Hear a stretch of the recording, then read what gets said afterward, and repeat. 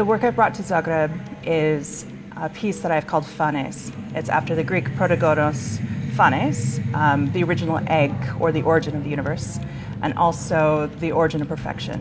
What I have done is frozen 8 of my eggs.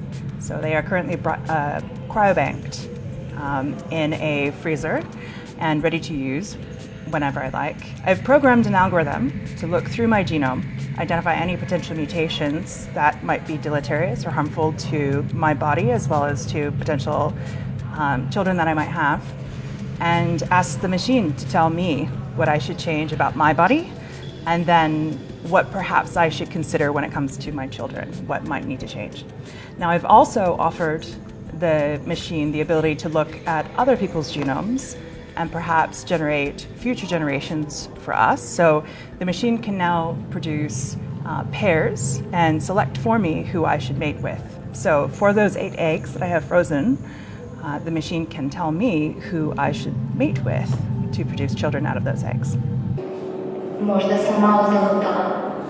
Mi smo ljubavnice, kolektiv ljubavnice, sastojimo se od 6 umjetnica iz Zagreba. Uglavnom smo se bavili spojem znanosti i umjetnosti i jako nam je zanimljivo, uvijek biramo teme u principu o kojima ne znamo puno.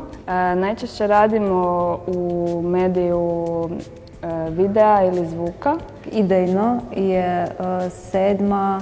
u stvari naša neka želja da se pozabavimo temom umjetne inteligencije i naša neka želja da napravimo svoju virtualnu osobu koja je na neki način spoj svih nas 6 iz kolektiva.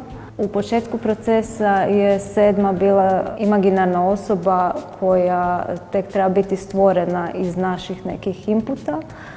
Naš zadatak je bio da je stvorimo određenu arhivu kojom će ona baratati da bi nekako saznala informacije o svijetu i o svemu koje će nju činiti. The work I'm exhibiting here is called Fetish, and it involves a fetish object, namely a tablet computer.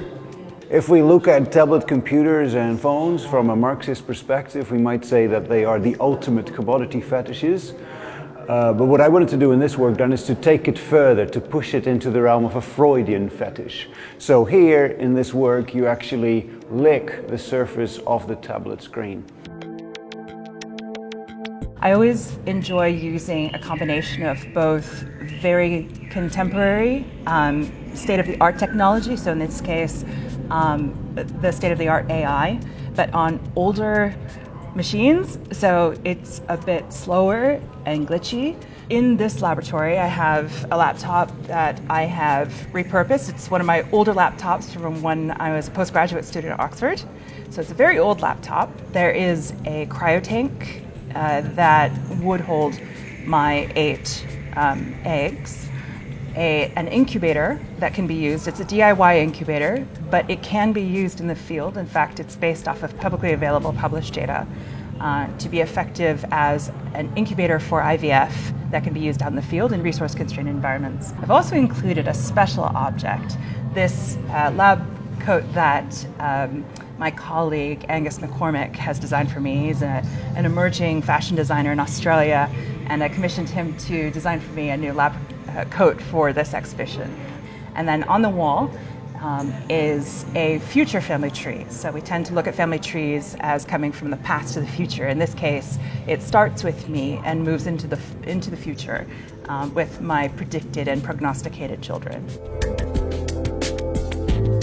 I'm particularly interested in the tablet, or the phone for that matter. For me they're closely related because they really have or play a very central role in what I would call digital commodity consumerism, or digital consumerism if you like.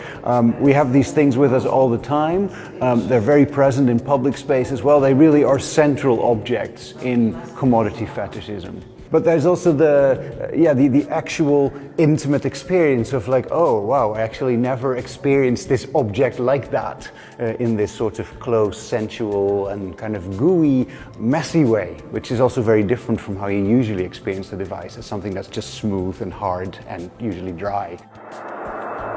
Opisat ću ti jednu fotografiju koja mi je draga. Biram da do tebe vi. Cijelo vrijeme smo gradile tu neku personu sedme, koju ni mi još ne poznajemo, tako da smo pristup tome je bio jako oprezan i nekako smo istraživale na koji način uopće mi možemo pristupiti ideji umjetne inteligencije, a da ne znamo ništa o programiranju i ništa u stvari o nekom pravom načinu kako se radi umjetna inteligencija. Tako da mislim da je na kraju nastala audiovizualna instalacija, u stvari video i zvuk u kojem se na neki način predstavlja taj neki početak procesa našeg građenja sedme ljubavnice.